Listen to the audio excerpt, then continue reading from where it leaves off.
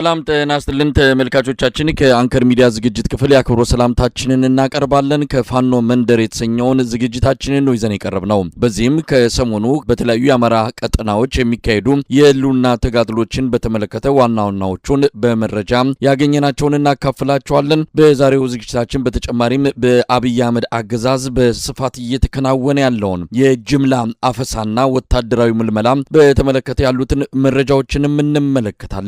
አብራችሁ እንድትቆዩ ግብዣችን ነው። የዘውትር ተሳታፊያችን መስመር ላይ ይገኛል። በጣም ነው ማመሰግነው። እንግዲህ በአማራ ክልል የተለያዩ ቀጠናዎች የአውደ ውጊያ መረጃዎች እንዳሉ ይታወቃል። በዚህም ባለፉት 2 እና 3 ቀናት በአገዛዙ ሰራዊትና በፋኖ ኃይሎች መሃል ውጊያዎች ተካሂደው የደረሱ ውጤቶች አሉ። እነዛን በዝርዝር ታቀርብልናል። ወደ አንተ ልለፍ። አመሰግናለሁ መሳይ። እንግዲህ በጎጃም አካባቢ በአዊ ብሔረሰብ አስተዳደር ዞን ዚገም ወረዳ በአካባቢ መሽጎ በነበረው ላይ የፋኖ ኃይሎች ጥቃት ሰንዝረዋል። ሰላማዊ ነዋሪዎችን ከፍተኛ ሰብአዊ ጥሰት ሲፈጽም የነበረ በካምፕ ውስጥ የነበረ ሚሊሻ ያገዛዙ ጦር በፋኖ ኃይሎች ከፍተኛ ምት ተመቶ የአማራ ፋኖ ብሔራዊ ንቅናቄ ቴዎድሮስ እዝ የ109ኛ ኮር 88ኛ ክፍለ ጦር ወርቅ አባይ ሸለቆ በተባለ ቦታ ላይ ከአካባቢው ማህበረሰብ ጋር በመቀናጀት በተወሰደ እርምጃ ከ20 በላይ ያገዛዙ ሚሊሻ ሲደመሰስ የዚገም ወረዳ በቁጥጥር ስር ማስገባታቸውን አስታውቋል። ሌሎች ቀበሌዎችም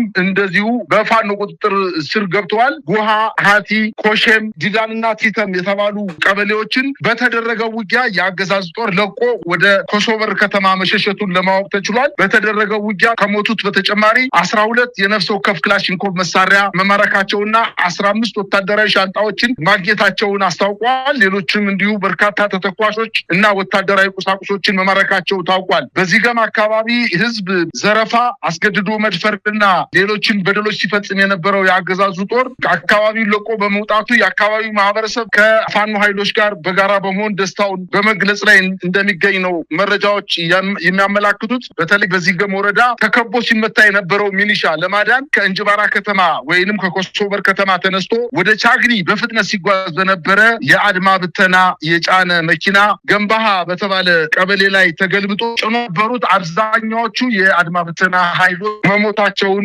መኪናውም ገደል ገብቶ መሰባበሩን ለማወቅ ተችሏል። በሌላ ዜና የአማራ ፋኖ ብሔራዊ ንቅናቄ ወሎ ጠቅላይ ግዛት እዝ 303ኛ ኮር አሳምነው ኮር 19ኛ ክፍለ ጦር በዋግ እምራ ብሔረሰብ አስተዳደር ዞን ቋላ ወረዳ ቀማርያም ቀበሌ ላይ ሐምሌ 30 ከንጋቱ 12 ሰዓት ባደረገው ማጥቃት ምሽጉን በመቆጣጠር ከ40 በላይ ያገዛዙን ጦር መደምሰሳቸውና 27 ክላሽንኮቭ መሳሪያ መማረካቸውን፣ 40 ጎራሽ እንዲሁም 1 የብሬን ተቀያሪ አፈሙዝ በመማረክ ቦታውን መቆጣጠር መቻላቸውን አስታውቀዋል። በዚሁ አካባቢ የአማራ ፋኖ ብሔራዊ ንቅናቄ ምኒልክ እዝ 15ኛ ኮር የ152ኛና የ153ኛ ክፍለ ጦሮች በጋራ በወግዲ ወረዳ ከለላና ቲርቲር በተባሉ አካባቢዎች ባደረጉት የማጥቃት እንቅስቃሴ የአገዛዙ ጦር ላይ ከፍተኛ ጉዳት ማድረሳቸውን አስታውቀዋል። በዚህም 39 የአገዛዙ ጦር አባላት መገደላቸውን እንዲሁም 25 ክላሽንኮቭ መማረካቸውን፣ 2 የብሬን ሽንሽን መማረካቸውን አስታውቀዋል። ብዛቱ ያልታወቀ የድሽቃና የብሬን ተተኳሽ ማርከዋል። እነዚህ ውጊያ ያደረጉና ከፍተኛ ቁስለት የደረሰባቸው የአገዛዙ ጦር በለሚ መካከለኛ ሆስፒታል ውስጥ እንደገቡና አሁንም በዚሁ አካባቢ በተጠና መልኩ ጥቃታቸውን አስፋፍተው እየቀጠሉ እንደሆነ ለማወቅ ተችሏል። ይህ በእንዲህ እንዳለ በዚሁ ቀጠና ምዕራብ ወሎ ጃማ ወረዳ ላይ ቀያፈር በተባለ ቦታ ላይ መሽጎ በነበረው የአገዛዙ ጦር ላይ አሁንም ጥቃት እየሰነዘሩበት እንደሆነ ለማወቅ ተችሏል። በዚሁ የወሎ ቀጠና አካባቢ የብልጽግና 802ኛ ኮር የ47ኛ ክፍለ ጦር የሎጂስቲክስ መምሪያ ኃላፊ እና የ48ኛ ክፍለ ጦር የሰራዊት አባላት እየፈረሱ ወደ አማራ ፋኖ ብሔራዊ ንቅናቄ ምኒልክ እዝ 102ኛ ኮርን እየተቀላቀሉ እንደሚገኙና ዛሬ ነሐሴ 2 በሰሜን ወሎ ራያ ቆቦ ወረዳ የአገዛዙ 47ኛና 48ኛ ክፍለ ጦር አባላት የሆኑ 10 መሰረታዊ ወታደር ተዋጊዎቹ ከስምሪት ቀጠና በማምለጥ ከነሙሉ ትጥቃቸው የ102ኛ ኮር 49ኛና 65ኛ ክፍለ ጦሮችን መቀላቀላቸውን አስታውቋል። እነዚህ ተዋጊዎች ለፋኖ ኃይሎች በሰጡት ቃል መሰረት በሰራዊቱ መካከል የእርስ በርስ አለመተማመን፣ ከፍተኛ መጠራጠርና ዘር ተኮር ግድያ እንደሚካሄድና አድሏዊ አሰራሮች ከቀን ወደ ቀን እየጨመሩ በመምጣታቸው በከፋት ውስጥ እንደሚገኙና በዚህ መሰረት የአማራ ፋኖ ብሔራዊ ንቅናቄ እያደረጋቸው ባሉት የሰራዊቱ እንክብካቤ መሰረት እጃቸውን ለፋኖ ከነትጥቃቸው መስጠታቸውን አስታውቀዋል። ይህ በእንዲህ እንዳለ በትናንትናው ዕለት በሰሜን ሸዋ ዞን በመራቤቴ ቀጠና ማጀቴና በርባ በተባሉ ቀበሌዎች ላይ በጭካኔ ወደር የማይገኝለት ኮሎኔል ማቴዎስ ማዴቦ የሚመራው የ101ኛ አየር ወለድ ኮማንዶ ክፍለ ጦር በአማራ ብሔራዊ ንቅናቄ ሸዋ ጠቅላይ ግዛት አሳምነው ዕዝ በአጼ አምደ ጽዮን ኮር ስር በምትገኘው በአጼ ዳዊት ክፍለ ጦር ወደ መግደያ ቀጠና ስቦ በማስገባት ባደረጉት የማጥቃት እንቅስቃሴ 9 የሚሆኑ የአገዛዙ አየር ወለድ ኮማንዶዎች ሲገደሉ 14ቱን ማቁሰል መቻላቸውንና በተለይ ከሬማ ከተማ ተነስቶ ወደ ማጀቴ ሲንቀሳቀስ በተፈጸመበት ማጥቃት ተበትኖ ወደ መጣበት መመለሱን ለማወቅ ተችሏል። በሌላ ዜና የአማራ ፋኖ ብሔራዊ ንቅናቄ ጎንደር ጠቅላይ ግዛት በላይ ዘለቀ ዕዝ ሜጀር ጄኔራል ውባንታ ባታ 1ኛ ኮር ጉና ክፍለ ጦር 5 የሚኒሻ አባላት ከነሙሉ ትጥቃቸው የፋኖ ኃይሎችን መቀላቀላቸውንና ከዚህ ጋር ተያይዞ በዚሁ ቀጠና የአባት አርበኞች በማንኛውም ሰዓት ጎንደር የበጋሻው ክፍለ ጦርን ትዕዛዝ ከደረሳቸው ቀን ጀምሮ ዝግጁ ሆነው ወደ ትጥቅ ትግል ለመቀላቀልና የአማራ ፋኖ በሚያደርገው የተቀናጀና ሁሉን አቀፍ ጥቃት አብረው ተሰልፈው ሊዋጉ ዝግጅታቸውን እንደጨረሱ አስታውቀዋል። በአጠቃላይ በአማራ ክልል እየተደረጉ ያሉ ውጊያዎች አሁንም ተጠናክረው የቀጠሉ ሲሆን በተለይ በጣም የሚያሳዝነው ገና የአማራ ፋኖ ብሔራዊ ንቅናቄ ወደ ሙሉ ማጥቃት ከመሸጋገሩ በፊት እንጠቃለን በማለት በአገዛዙ ጦር ካምፕ አካባቢ ላይ የአርሶ አደር በቆሎ ያደገ በቆሎን ህብረተሰቡን በግድ በማስወጣትና የሰራዊቱ አባላትን በማሰማራት እስከ 5 ኪሎ ሜትር የሚደርሱ የበቆሎ ማሳዎችን እየጨፈጨፉ እያወደሙ እንደሆነ በቪዲዮ የተደገፈ መረጃ ደርሶናል። በአጠቃላይ አገዛዙ በአማራ ክልል ገና የአማራ ፋኖ ብሔራዊ ንቅናቄ ህብረተሰቡ በሚያደርገው ተሳትፎ ዙሪያ ላይ ውይይት እያደረጉ ባሉበት ሰዓት ይህን ውይይት ለማደናቀፍ እንቅስቃሴ ያደረገ ቢሆንም የአማራ ፋኖ ብሔራዊ ንቅናቄ በአራቱም ግዛቶች የሚገኙ ሰራዊቱ ከፍተኛ መከላከል እንዲሁም መልሶ ማጥቃት በማድረግ ትልልቅ ድሎችን እየተጎናጸፉ እንደሆነ ነው መረጃዎች የሚያመላክቱት። መሳይ እንግዲህ እነዚህ የተለመዱ ላለፉት 3 ዓመታት የአማራ ፋኖ በተለያዩ ቀጠናዎች የሚያደርጋቸው የህሉና ተጋድሎችን አሁንም እንደቀጠሉ የሚያሳዩ መረጃዎች ነው። በተለየ ሁኔታ ምናልባትም የቀናት የሳምንት ጉዳይ ካልሆነ በስተቀር መጠነ ሰፊ የሆነ ወታደራዊ ክስተቶች ሊኖሩ እንደሚችሉ አንዳንድ ምልክቶችን እያየን እንገኛለን። በተለያዩ ኢትዮጵያ አካባቢዎች ካሉ ታጣቂ ኃይሎች ጋር በጥምረትም በትብብርም የሚደረጉ ወታደራዊ ዘመቻዎች እንደሚኖሩ በብልጽግና ሚዲያዎችም እየተገለጸ ይገኛል። በዚህ አንጻር ያሉት ነገሮች ምን ይመስላሉ? በሚቀጥሉት ሳምንታት፣ ወራት ምናልባትም የኢትዮጵያን አጠቃላይ ሁኔታ የኢትዮጵያን ፖለቲካ ሁሉን ነገር በመጥፎም ይሁን በበጎ ሊቀይር የሚችል አንዳች ለውጥ እንደሚመጣ ምልክቶችን እያየን ነው ከወዲሁ። እስቲ በዚህ ዙሪያ ምን ማለት ይቻላል? መሳይ በተለይ በአማራ ክልል እየተደረገ ባለው ጦርነት የአማራ ፋኖ ብሔራዊ ንቅናቄ ከመቼውም ጊዜ በላይ ዝግጁነቱን እያሳየ ይገኛል። በውጊያ መሀል ላይ ለ6 እና ለ7 ወራት ያሰለጠናቸውን እዛው እነሱ ተቆጣጥረነዋል ባሉት የጮቄ ተራራ አካባቢ በጎጃም ማለት ነው፣ በምስራቅ ጎጃም የጮቄ ተራራ አካባቢ በርካታ የሰራዊት አባላትን የኮማንዶ አባላትን ማስመረቃቸው ይታወቃል። እነሱ ይዋጋሉ፣ ራሳቸውን ይከላከላሉ፣ ህብረተሰቡን ያስተዳድራሉ። ማሰልጠኛ ጣቢያ አቋቁመው ራሳቸውን እየተከላከሉ በርካታ የኮማንዶ እና መሰረታዊ ውትድርና ስልጠና የወሰዱ ምልምል ወታደሮችን ወደ ውጊያ ቀጠና ለማስገባት ዝግጅት እያደረጉ ከመሆኑ በተጨማሪ በቀጠናው ካሉ አገዛዙን ከሚታገሉ ኃይሎች ጋር በአንድነት ስርዓቱን ለመጣል ከፍተኛ እንቅስቃሴ እያደረጉ እንደሆነ ነው እየተመለከትን ያለ ነው። በአገዛዙ አጠቃላይ ከፍተኛ መሸበር፣ መረበሽና መፍረስ ደረጃ ላይ የደረሰ መሆኑን ነው እየተመለከትን ያለ ነው። በደረሰን መረጃ መሰረት ትናንትና ማምሻውን በአፋርና በትግራይ አዋሳኝ በሆነው አካባቢ ቶምሳ በተባለ ቦታ ላይ በአገዛዙ ጦርና በህወሓት መካከል ከፍተኛ ነው የተባለ የከባድ መሳሪያ ውጊያ እየተካሄደ ይገኛል። በተለይ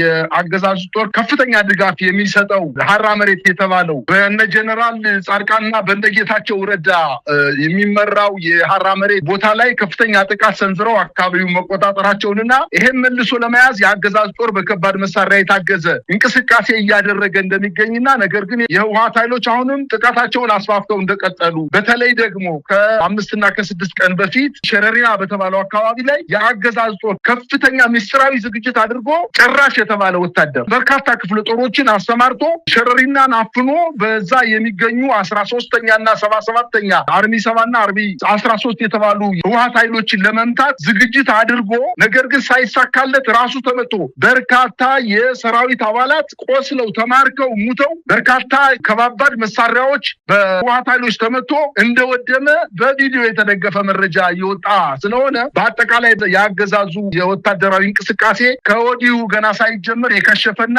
ምናልባትም ከፍተኛ ስጋትና ፍርሃት የተፈጠረባቸው መሆኑን ነው መመልከት የቻልነው። አሁን ወታደራዊ እንቅስቃሴ እንደማያዋጣው ሲያውቅ በተለያዩ የክልል ቴሌቪዥን ጣቢያዎች በመገኘት ብሔረሰብን ከብሔረሰብ ሊያጣላ የሚችል አንዱን ክልል ከሌላው ክልል ግጭት ውስጥ እንዲገባ ለማድረግ ከፍተኛ እንቅስቃሴ እያደረገ ነው የሚገኘው። እሱ ከስልጣኑ ላይ ለመቆየት የአማራና የትግራይ ህዝብን የአማራና የኦሮሞ ህዝብን ምናልባትም የትግራይና የኤርትራ ህዝብን ለማጋጨት አሁን የሚዲያ ዘመቻ የሚዲያ ፕሮፓጋንዳ በማሰራጨት ላይ እንደሚገኙና ነገር ግን በወታደራዊ ገና ሳይጀመር ክሽፈት እንደገጠመው ነው መረጃዎች የሚያመላክቱት። በአጠቃላይ ስርዓቱ የመውደቂያ ጊዜው 11ኛ ሰዓት እንደደረሰ ነው መረዳት የቻልኩት። መሳይ የአብይ አህመድ አገዛዝ በመቶ ሺዎች የሚቆጠሩ ወታደሮችን በየጊዜው እያሰለጠነ ወደ አውደ ግንባሮች ይልካል። ሰሞኑን የወጡ መረጃዎች እንደሚያመለክቱትም በየጊዜውም አንከር ሚዲያ ከተለያዩ ሆስፒታሎች በተለይ ወታደራዊ ሆስፒታሎች ከጦር ኃይሎች ከአጋርፋ ያሉትን መረጃዎች በማስታወስ ከፍተኛ የሰው ኃይል ኪሳራ እንደደረሰበት ስንገልጽ ቆይተናል። አሁንም የተቋረጠ ነገር የለም። በየጊዜው ቁስለኛ ይመጣል። አብይም አዳዲስ ወታደሮችን በለብለብ ስልጠና ወደ አውደ ግንባሮች እየላከ ነው። ሰሞኑን በኦሮሚያ በዋናነትም በደቡብ ኢትዮጵያ ባሉ አካባቢዎች ላይ መጠነ ሰፊ ወታደራዊ ምልመላ እየተደረገ ነው። አዲስ አበባ ዙሪያ ሸገር ከተማ ከፍተኛ የሆነ አፈሳ እየተከናወነ ወደ ወታደራዊ ካምፖች እየተወሰዱ ነው። ይህ በስፋት እየተከናወነ ያለው ወታደራዊ ምልመላ እድሜያቸው ለውትድርና ያልደረሱ ህጻናትንም ጭምር ሰለባ ያደረገ እንደሆነ መረጃዎች ያመለክታሉ። አብይ አህመድ አሁንም ከጦርነት ውጪ መፍትሄ የሚታየው አይደለም። የኢትዮጵያን ልጆች ወደ ጦር ግንባር እያዘመተ ይገኛል። በተለይ የደቡብ ኢትዮጵያ ልጆች ከዚህ አንጻር ከፍተኛ የሆነ ዘመቻ ተከፍቶባቸዋል። ወጣቱ ከያለበት እየታደነ ወደ ወታደራዊ ካምፖች እየተወሰደ ነው። መሳይ አብይ አህመድ ስልጣን በያዘ አመት ሳይሞላው የወጣት ችግር የለብንም 1 ሚሊዮን ወታደር በ3 እና በ4 ወራት አሰልጥነን ወደ ጦር ግንባር መስደድ የሚችል አቅም አለን፣ ኢትዮጵያ የወታደር ችግር አይገጥማትም ብሎ ምናልባትም ከዚህ በፊት ከነበሩ ከዓለም ተሞክሮ አንጻር በወታደር ብዛት የዳነ መንግስት እንደሌለ ያወቀ ነገር ግን የደሃ ልጆችን በየቦታው ባልታወጀ አዋጅ ብሔራዊ ውትድርና በሚመስል ሁኔታ ለበርካታ ጊዜ አዲስ አበባ ከተማ፣ የኦሮሚያ ክልል ከተሞች እዛው ውጊያው በሚካሄድበት የአማራ ክልል አካባቢዎች፣ በደቡብ ክልል እንዲሁም በተለያዩ የክልል ከተሞች ላይ በመንቀሳቀስ ወጣቶችን በመጀመሪያ አስሮ እስር ቤት በማስገባትና በሌሊት ጭኖ ወደ ወታደር ካምፕ በመስደድ አሁን የደረሱበት አይታወቅም። በኦሮሚያ ክልል በርካታ ወጣቶች አፍኖ ወደ ውትድርና ማሰልጠኛ ጣቢያ ለመውሰድ ጥረት በሚያደርግበት ሰዓት እናቶች በተለይ በሐረር፣ በድሬዳዋ እንዲሁም በምዕራብ ኦሮሚያ አካባቢ ላይ እናቶች ከፍተኛ የሆነ ተቃውሞ በለቅሶ ተቃውሞ ሲያሰሙ በቪዲዮ የተለቀቀ ጉዳይ ነው። ከዚህ ስህተቱ የሚማር ስርዓት እንዳልሆነ አሁን ከሰሞኑ በዚህ 4 እና 3 ቀናት ውስጥ በአዲስ አበባ ዙሪያና በሸገር ከተማ አስተዳደር በተለይም በሰበታ፣ በሱሉልታ፣ በኬንተሪ፣ በጣፎ፣ በአቃቂ እና በሌሎችም ከተሞች ላይ ወታደራዊ አፈሳ እያደረገ ሲመሽ በመሰብሰብ ወደ ወታደራዊ ካምፕ እየወሰዳቸው ነው። እንግዲህ እናቶች እየተናገሩ ነው። ከዚህ በፊት የተወሰደው ልጅ የት እንዳስገባችሁት አናቅም፣ ይሙት ይዳን አላቅም፣ ከሞተም አስረዱኝ፣ አሁንም ሁለተኛ ልጅን አትወስዱትም በማለት እናቶች ተቃውሞ እያሰሙ ነው። ወጣቱም ይህንን ውጊያ በተመለከተ ሳያምንበት በአፈና ወደ ወታደራዊ ካምፕ ገብቶ የለብለብ ስልጠና ከወሰደ በኋላ ሂዶ ምን ውጤት እንዲያመጣለት እንደሚችል እንግዲህ አብይ ነው የሚያውቀው። ነገር ግን በወታደር ብዛት አሁንም ቢሆን ኑሮ ፋኖ ገና ከጅምሩ ባለቀ ነበረ። በአማራ ክልል ሁሉንም እዞች ማለት በሚያስችል ደረጃ አሰልፎ ምንም ፈቅ ያለ ውጤት አላመጣም። ይሄንን እሱ ራሱ ብቻ ሳይሆን የእሱ ደጋፊ የብልጽግና አመራሮችም ሳይቀሩ በደንብ አድርገው ያረጋገጡ ታቅኖ እያለ አሁንም የደሃ ልጆችን ለማስፈጀት ከፍተኛ